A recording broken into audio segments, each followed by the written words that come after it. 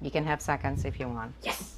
It's a good day for Laura Alesi. She's got a hot meal to put on the table for her 2 kids, a roof over their heads for the time being, and Christmas is coming. I love the lights. I love the gifts. I just love the idea of Christmas. Just a few weeks ago, Alesi thought about the holidays with a pit in her stomach. She had warned her 10-year-old son Aldo that there would be little under the tree this year. But the Quincy woman lay awake at night trying to figure out how to tell 3-year-old Athena Santa wasn't coming. Even the dollar store at this point was out of the question.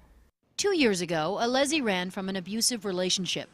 The now single mother is struggling to survive on her meager paycheck from a Dorchester daycare center and is desperate to spend as much time as she can with her kids.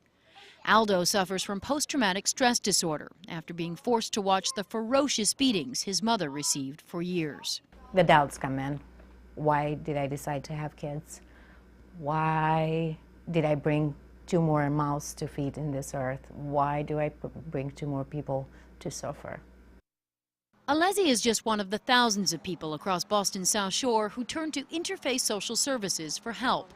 The completely privately funded nonprofit in Quincy has been serving the community for 65 years. They have a career closet and counseling to help clients try and find jobs, a volunteer-run thrift store. They offer emergency rent assistance to try and keep people from becoming homeless. And Interfaith has the area's largest food pantry, serving more than 18,000 people last year alone. When I come into the food pantry, there are people that I went to elementary school with. There are people that I grew up going to church with. It's families living right on the edge, struggling to just get by.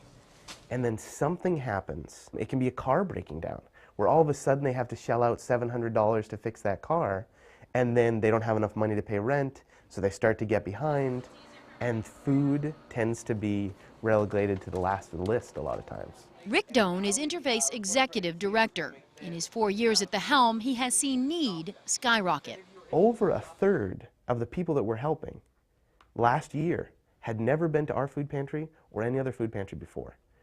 These are people who are desperate, and they're finally reaching out for help.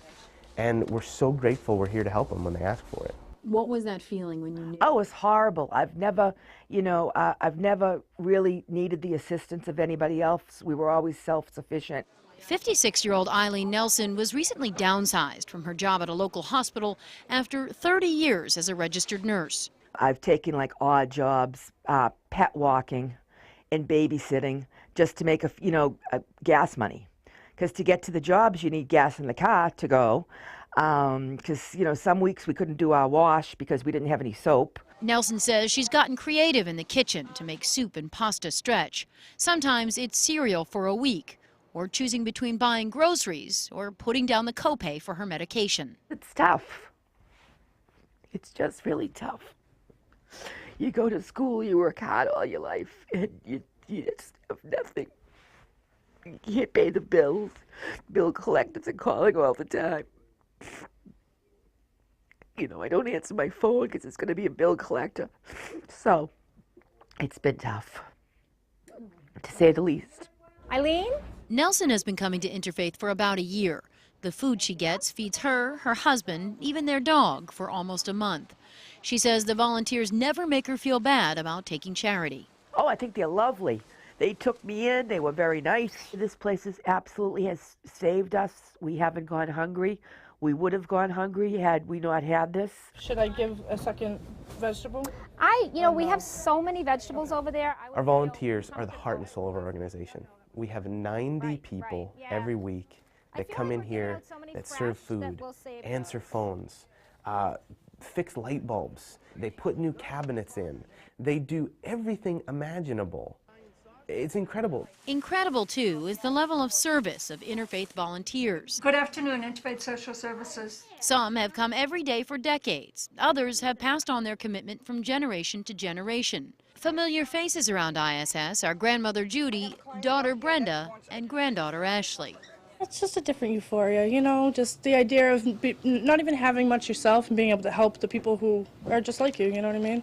It is that spirit of generosity that fuels this beautiful place. But it is food and money Interfaith must have to survive. Last year, they gave away more than £500,000 of food. But purses are tightening and corporate donations are dwindling. The need is right here. So people should give because they are helping their neighbors, their coworkers, the people they see in the supermarket. It is a community helping their community. It'll come back to you 100%. You get it back in the long run. We are not asking for ourselves. We are asking for our kids. Alezi will rest a bit easier tonight. Interfaith has enrolled her into their holiday program, where donors adopt families and give Christmas presents to the children. Santa will indeed be coming this year. Thank you.